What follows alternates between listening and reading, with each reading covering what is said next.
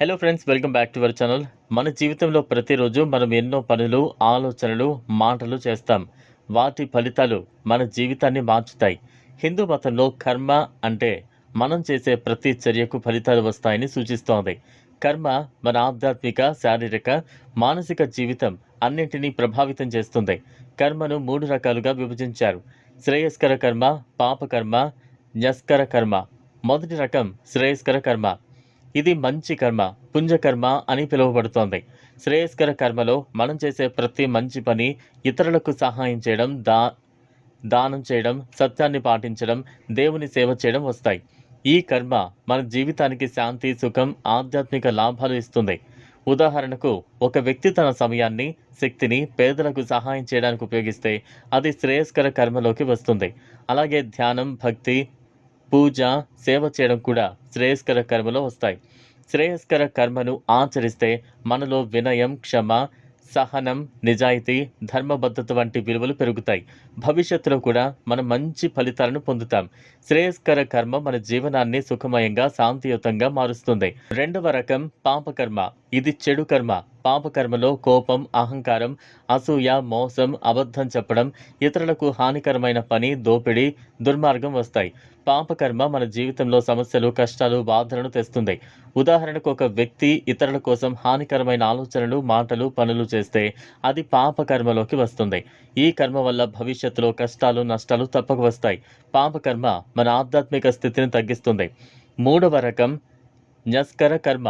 ఇది సాధారణ రోజువారీ కర్మ. మనం చేయాల్సిన పనులు, విధులు, కుటుంబ బాధ్యతలు, ఉద్యోగంలో కృషి, సమాజ సేవ వంటివి న్యస్కర కర్మలో వస్తాయి. ఇవి మన జీవితాన్ని సక్రమంగా, సుఖముగా ఉంచడానికి సహాయపడతాయి.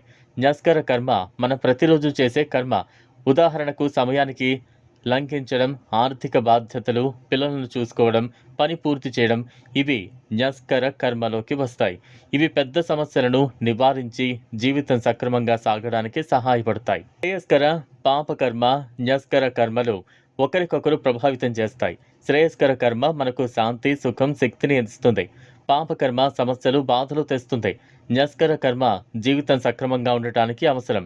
కర్మ మన చేతిలో. శక్తి మనం చేసే ప్రతి ఆలోచన, మాట, పని కర్మలోకి వెళ్తుంది. కాబట్టి ప్రతి కర్మను జాగ్రత్తగా, శ్రద్ధగా చేయడం ముఖ్యం. ప్రతి కర్మలో మంచి ఉద్దేశాన్ని పెట్టడం అవసరం. భక్తి మరియు కర్మ కలిపి మన జీవితానికి శ్రేయస్సు ఇస్తాయి. శ్రేయస్కర కర్మతో భక్తి మన హృదయానికి శాంతి, సుఖం, ఆధ్యాత్మిక స్థితి ఇస్తుంది. పాపకర్మ మనం తప్పించుకోవాలి. కోపం, అసూయ, అహంకారం, చెడు ఆలోచనలు, ఇతరులకు హానికరమైన చర్యలు మన కర్మను పాపంగా మార్చేస్తాయి. పాపకర్మ మన కష్టాలు, బాధలు, నష్టాలను తెస్తుంది. న్యస్కర కర్మ, దీని ద్వారా మనం జీవనంలో క్రమపరచడం, సమయపాలన, కర్తవ్యం, సామాజిక బాధ్యతలను సులభంగా నిర్వహించవచ్చు. ఇది మన జీవితాన్ని సక్రమంగా ఉంచుతుంది.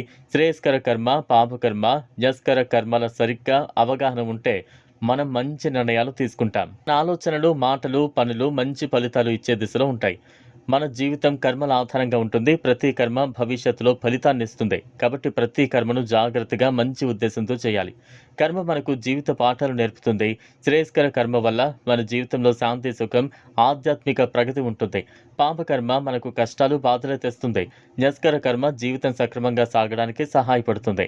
ఈ వీడియోలో 3 రకాల కర్మల పూర్తి వివరణ, వాటి ప్రాముఖ్యత, వాటిని మన జీవనంలో ఎలా అనుసరించాలో తెలుసుకుందాం. ఇది ఇవాల్టి వీడియో. ఈ వీడియో కనుక మీకు నచ్చినట్లయితే లైక్ చేయండి, షేర్ చేయండి, ఛానల్ను సబ్స్క్రైబ్ చేసుకోండి. థ్యాంక్స్.